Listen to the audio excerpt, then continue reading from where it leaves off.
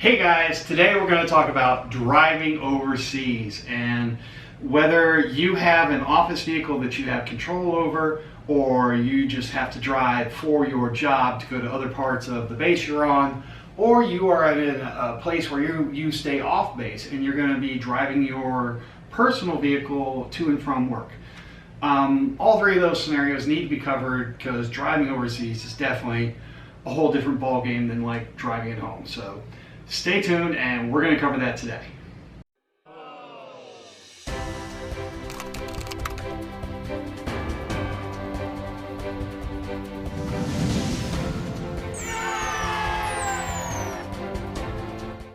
So the way we're going to cover this is twofold. We're going to start with on-base driving and then move to off-base. All right, sound fair? Cool, great, glad you had a vote. The first way, on-base. Listen, if you're driving on base, the first thing to be aware of is if you're at a flagpole location, i.e. you are in a major installation with generals running around and political intrigue and these kinds of things, guess what? More than likely, they are going to have either security officers or somebody assigned to look for driving violations. And so this is kind of ridiculous because the speed limit is never over 30 miles an hour anyways. If you're driving on base, obey the friggin' speed limit because you don't want one of these guys pulling you over, writing you a stupid false ticket that you then have to bring to somebody and get some kind of permission for. So be careful when you're driving on base because you really need to watch your speed because you never know who's watching you.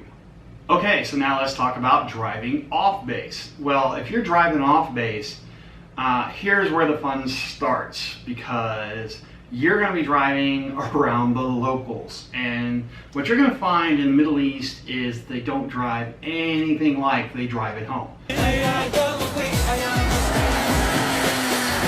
So if you're in Qatar, you're in Saudi, you're in the UAE, you're in Oman, someplace like this where you're going to be probably housed off base and you'll be driving to the base, guess what? You're going to be in their kind of world and they're going to drive like wacky as shit, like not pull any punches, like they don't have the experience the way we do. Like basically most Americans grow up and their parents, either their father or their mother or maybe both, someone had a car.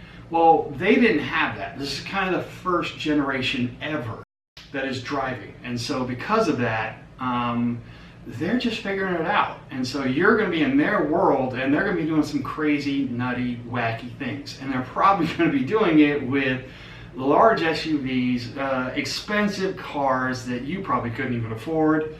And they just put the vehicle and themselves at risk in ways that you would probably never do as a Westerner. So be aware, you want to basically be driving defensively at all times over there. Just know that it's going to be a completely different experience than driving at home. Now, what should happen if you have a fender bender, if you have a little bit of an accident? Basically, the police will be called, usually the same as the US, but unlike in the US, you're going to be seen as at fault, no matter what. Like the person, you could have been sat at a stoplight and someone plows into you, and 90% of the time they're going to say somehow, some way it was your fault because it's definitely not the local guy's fault.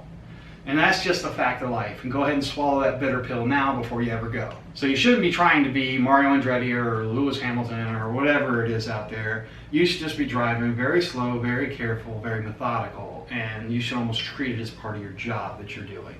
So just realize that if you have an accident, your company's probably going to basically pay for those damages, and they may talk to you and be like, all right, explain what happened, and when you do, hopefully it's not something silly or stupid that you did wrong. It's someone just not obeying the rules and they hit you, and life is just going to move on from there.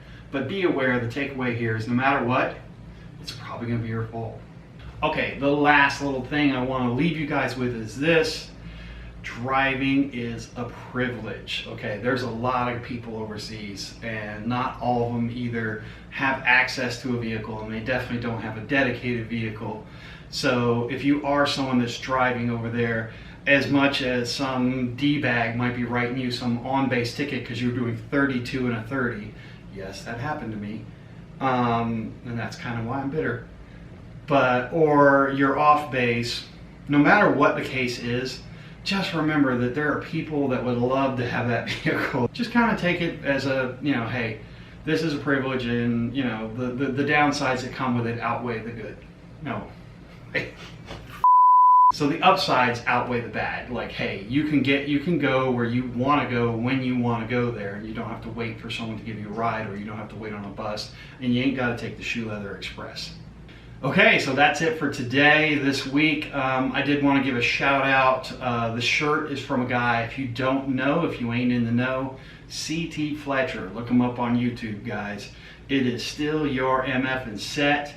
And his big thing is about no excuses, no, you know, just don't accept being average and like, hey, you know, I'm just going to put an average effort in and these kinds of things. Like, no excuses, man. Get your ass to the gym and work. And so that's kind of my mentality. If I could channel some CT here, like, you know, I used to say all the time, roll your sleeves up and get your ass to work finding that overseas job. And that's kind of, so I did want to wear the shirt. I want to represent some CT Fletcher. I'll probably wear it in, you know, another video or two just to show the respect and the love. And all right, so check out CT Fletcher, and we'll see you guys in about a week.